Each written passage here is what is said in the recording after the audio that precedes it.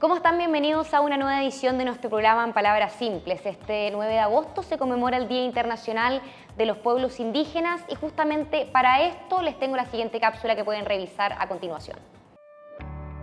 En 1994, la Asamblea General de las Naciones Unidas decidió que el 9 de agosto de cada año se conmemore el Día Internacional de los Pueblos Indígenas, con el objetivo que se difunda el mensaje de protección y promoción de sus derechos.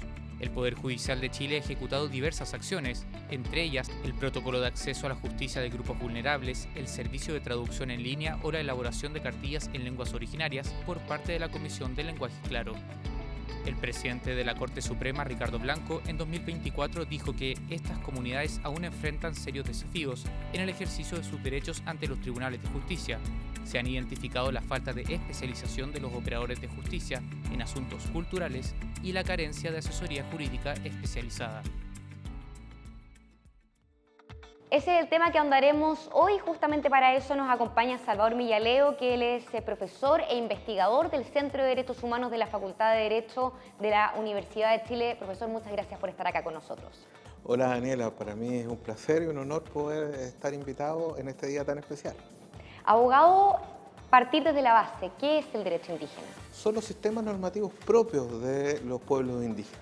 Ahora, impropiamente se le confunde a veces con las normas estatales, las leyes, los reglamentos que regulan asuntos de los pueblos indígenas, pero propiamente tal es el derecho propio de los pueblos indígenas, que en su historia, a través de sus personas sabias, en fin, han desarrollado con el tiempo, tal como los sistemas estatales, a través de sus instituciones, han desarrollado los sistemas jurídicos modernos que nos rigen.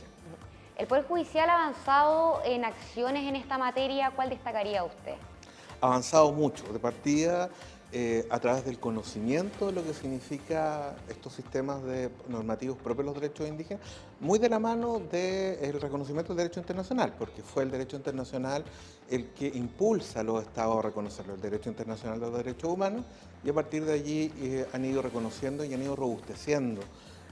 La Corte Suprema tiene una larga trayectoria, por ejemplo, en reconocer con cada vez mayor profundidad el derecho a la consulta indígena, y tenemos también una larga tradición en el reconocimiento de sistemas propios, tanto en materia civil, en materia penal, en otras materias, y luego en las formas de atención, en todas, no solo digamos las decisiones de fondo, sino en el tratamiento. Hay un protocolo, digamos, para grupos vulnerables. Y también se han desarrollado, por ejemplo, en Temuco, se desarrolló un protocolo especial respecto al tratamiento en juzgado de policía local, pero que es extrapolable a otros tribunales de población mapuche en particular. Entonces han habido indudables avances, sin perjuicio de que hay muchos desafíos que están, digamos, pendientes. ¿Hay jurisprudencia? Hay una jurisprudencia muy importante, o sea, en materia constitucional, sin duda, hay avances que han sido muy reconocidos, tanto por expertos como por los mismos pueblos indígenas, ¿sí? Desde una perspectiva que era más bien formalista, cuando se digamos, ratifica el convenio 169, hay una perspectiva más formalista de tratamiento de la consulta indígena, pero eso fue evolucionando, tomándose cada vez más en serio lo que dice el derecho internacional. Por ejemplo, hay una jurisprudencia larga del rol de la costumbre indígena como eximente o atenuante de responsabilidad penal, y también hay una larga tradición en cuanto a cómo las situaciones familiares, por ejemplo, indígenas, tienen que ser reconocidas dentro del sistema jurídico. Todo esto siempre subordinando esto al derecho internacional de los derechos humanos, por supuesto. Justamente a eso quería llegar, todo lo relacionado con la normativa. ¿Cuántas leyes tenemos actualmente relacionado a los pueblos indígenas? Sabemos de la ley propiamente tal indígena, como también el convenio 169 de la OIT. Bueno, comparativamente nosotros tenemos pocas leyes, que en comparación, por ejemplo, a otros países con importante población indígena, Canadá, por ejemplo, Colombia, incluso Perú y Brasil cuentan con más normativa. Nosotros tenemos la ley indígena, el convenio 169, otros convenios que han sido ratificados que tienen disposiciones, el convenio sobre la diversidad biológica, el convenio de recursos fitosanitarios, por ejemplo. Tenemos convenios ratificados que tienen disposiciones que son relevantes para pueblos indígenas, pero tenemos otras leyes, además de las mencionadas, está la ley de borde costero o también llamada ley Lafkenche, que reconoce los espacios costero-marítimos de los pueblos originarios. Tenemos disposiciones que son muy relevantes dentro de la Ley General de Educación, que reconoce la educación intercultural, y la Ley de Derechos y Deberes de los Pacientes, que reconoce los sistemas de sanación propios de los pueblos indígenas y que, digamos, después de un largo trámite, tiene su reglamento operativo de hace un año más o menos, que ha posibilitado una implementación más masiva de este enfoque intercultural en materia de salud. Abogado, a su juicio, ¿qué elementos deben tener los tribunales ordinarios para poder fallar adecuadamente todos los temas relacionados a los pueblos indígenas? O sea, primero, un elemento de conocimiento, poder reconocer de manera eficaz y oportuna cuando están frente a un asunto indígena, es decir, cuando hay personas indígenas involucradas y otro asunto relacionado, cuando hay comunidades involucradas. Entonces, ¿quiénes son los indígenas? ¿Bajo qué condiciones? Ahí el protocolo de grupos vulnerables del Poder Judicial reconoce, implementa el principio de autoidentificación. Esto es muy importante. En segundo lugar, hay un elemento de transformación, entender de que el Poder Judicial, y esto yo creo mucho en la separación de poderes, el Poder Judicial no entra en una democracia a legislar, pero al revisar ciertos casos se va a encontrar con situaciones donde efectivamente puede determinar que organismos públicos no han cumplido deberes normativos, es decir, de reglamentar, que hay cosas que están pendientes. Entonces, el Poder Judicial, sin sustituir al Ejecutivo, pero puede pedir o exigir al Ejecutivo que cumpla con sus deberes de normar, reglamentar, algo que falta para que se cumplan ciertos derechos. Es importante incorporar también, me imagino, para los tribunales y los jueces al momento de fallar, tener en consideración la cosmovisión.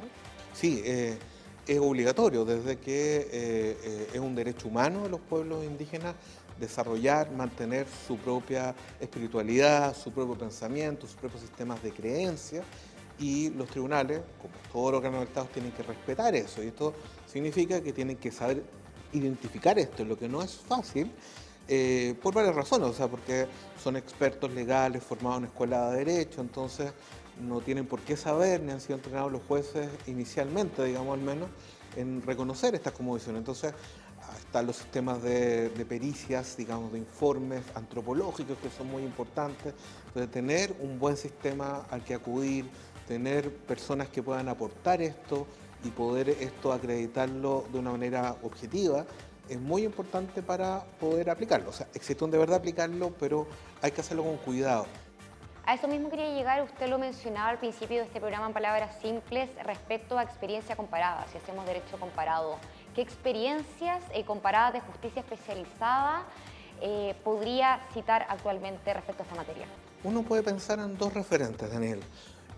Un referente que podría ser más próximo al nuestro. Estamos hablando que aquí hay tribunales estatales. Nosotros, la jurisdicción está entregada, en este caso de Chile, solo a tribunales estatales que tendrán la obligación de aplicar cosmovisión o derechos consuetudinarios indígenas, pero esto lo hacen tribunales estatales, funcionarios estatales. Y tenemos experiencias donde esto sucede en otros países, en particular, por ejemplo, en Canadá. Existen casos, desde varios casos que ha fallado la Corte Suprema allá, donde tiene que formarse una sala especializada que a partir de todo un desarrollo y la experiencia acumulada pueden incorporar elementos espirituales, religiosos, históricos que han recabado para poder evaluar bien lo que está en juego. Nueva Zelanda en particular tiene tanto cortes adultas, que son estatales pero especializadas, y donde es considerado un verdadero ejemplo, un ejemplo a seguir en las Cortes de Responsabilidad Penal Juvenil, por ejemplo, donde aplican principios que son indígenas dentro de una jurisdicción estatal. Por ejemplo, los círculos de justicia, donde tú juntas, por ejemplo, hay un ofensor, un ofendido, y tú juntas a los familiares de ambos y la decisión tiene que contar con el apoyo de ambos grupos, un consenso. Y entonces, ¿eso qué hace? Facilita que no haya una intervención demasiado dañina, que exista justicia, pero que también se incorporen elementos de lo que se llama justicia restauradora, que es muy importante para que la intervención estatal no cause más daño del que quiere resolver. Y eso es considerado un ejemplo. Eso en el primer referente. Hay un segundo referente que ya es el reconocimiento de jurisdicción indígena. Es cuando las mismas autoridades indígenas son reconocidas por la Constitución, por el sistema normativo, como que detentan al menos una parte de la jurisdicción respecto a algunos asuntos, para que ellos lo juzguen. Y ahí los referentes de mejor desarrollo son casos de Estados Unidos, que tiene más de 300 cortes indígenas, tienen límites, por supuesto, no significa que puedan juzgar todo en todos los casos, y tienen que hacerlo siempre obedeciendo los derechos humanos, el debido proceso, etc. Y no se imaginen cortes, digamos, que nos ubican en siglos anteriores, sino con abogados especializados, formados en escuelas de derecho, pero que están discutiendo derecho indígena ahí. Y el otro caso, que en Sudamérica, el caso de Colombia, que también tiene un reconocimiento de una jurisdicción limitada, pero bastante especializada y que ha generado principios a través de la Corte Constitucional que son un referente para toda América Latina y para el mundo de cómo se puede hacer esto. ¿Y eso solamente en materia constitucional? ¿También puede ser penal, civil, laboral? Sí, o sea, en general los sistemas reconocen de jurisdicción, lo que son de jurisdicción indígena, reconocen jurisdicción civil, pero también penal. Pero todo limitado, es decir, no es que puedan conocer todos los casos. Normalmente si hay casos mixtos, donde hay una parte no indígena, puede salir del sistema indígena. O en Estados Unidos puede haber casos donde, si bien no son las partes indígenas, pero sí, por ejemplo, hay un daño en un patrimonio indígena importante, igual lo conoce la Corte. Entonces, eso varía dependiendo del país, pero la idea es que las Cortes indígenas aportan un saber propio y luego que tienen principios de intervención que son más aproximados a las necesidades locales de justicia. Entonces no es desde una perspectiva tan centralista y ahí puede funcionar, digamos, y también, como les dije, siempre respetando el debido proceso, la asistencia técnica letrada, en fin.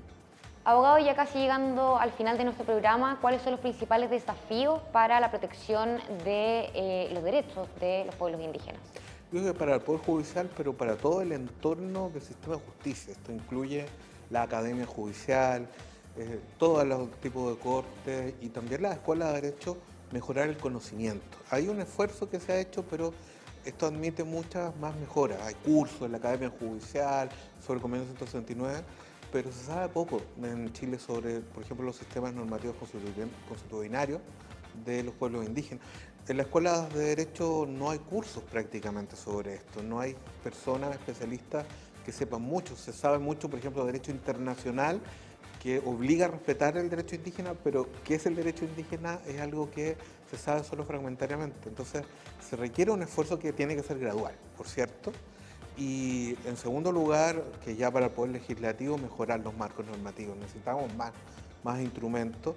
Y en lo que es propiamente el Poder Judicial, que yo creo que se está haciendo, pero hay que incrementarlo a mi juicio, el diálogo con los pueblos indígenas. Es decir, tal como que ya se ha hecho y se hace con el resto de la sociedad, tener diálogos de manera regular con autoridades indígenas para que hablando, quizá no un caso en particular, pero sí en general, cómo se puede mejorar y cómo se puede cooperar para que, a virtud de esta cooperación, mejore la forma en que el Poder Judicial puede impartir justicia. Un tema sumamente importante. Le queremos agradecer a Salvador Millaleo por estar con nosotros acá en nuestro programa En Palabras Simples. Muchas gracias a usted y al programa En Palabras Simples. Y a ustedes, como siempre, los dejo totalmente invitados que nos sintonicen. Recordemos que este capítulo En Palabras Simples tenía relación con materia de pueblos indígenas, ya que se conmemora justamente este día, este 9 de agosto. Los invitamos a ver este capítulo, los que siguen y también todo el material que preparamos para ustedes en el canal del Poder Judicial.